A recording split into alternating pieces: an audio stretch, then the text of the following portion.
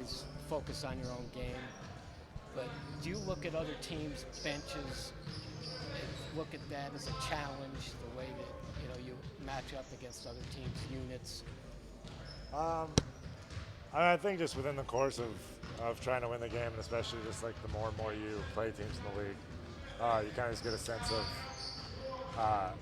just I would say broadly, just like other teams and their strengths, and I think just kind of knowing, especially as usually being like a reserve and stuff, is like knowing kind of what their second units and what they're really trying to do and what they're really trying to play for looks like, so that you can kind of just focus in on that and do a better job. But I feel like we try to kind of maintain that vision of what the other team's trying to do throughout the game and just try to match that well. And I think Joe and the staff do a great job of kind of configuring our lineups to just be put in a good position to succeed.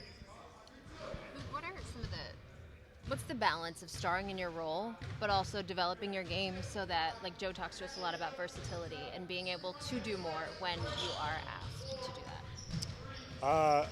Frankly, I think I just view it like we're just trying to, to win the play, win the possession, and win the game. And I think just trying to do that day to day and with all the different teams that you play, kind of forces you to have to do those things. And I think like as you just go through games and you kind of just see different things and you start realizing it's presenting a bit of a problem. Like how are we going to try to address that, and how are we going to try to kind of counter those things? And that's just kind of all.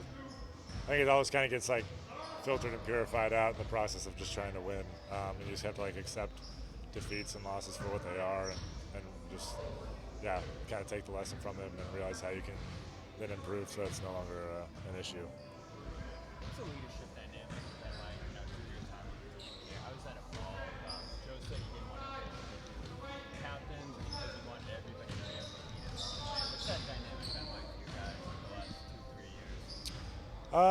I think it does just kind of like naturally evolve and naturally kind of just come out where every guy kind of brings a different, personality and strength and dynamic, and I think just having the openness to know like and have like a high level of respect for every guy of what they bring and what their kind of vision is. And I think just generally we have a group of guys who are all very kind of like open to the truth and open to like what might be needed for the time, and very accepting of where different guys kind of come in and just trusting the motives of everyone to want to win and want to achieve great things. And we kind of have that to unify us all in together, and then you just accept whatever someone's input is, because you just kind of trust that motive of wanting to win. Are you looking forward to an early morning game? It's I always do like the Sunday games when it's like kind of earlier, obviously like 1 o'clock start. I think that's probably their first one of the year. I don't know if MLK Day or something, we might have had an earlier one, but I always do like it. I feel like we're all looking forward to it, especially on a Sunday, getting out. A lot of family, and like I feel like there's kind of a different energy to the Garden on games like that, so we're looking forward to seeing everybody there tomorrow. You spoke earlier this season about finding the line in terms of how much physicality to play with at both ends. Once you found it, is that no longer a point of emphasis, or is it still something that's front of mind going into every game?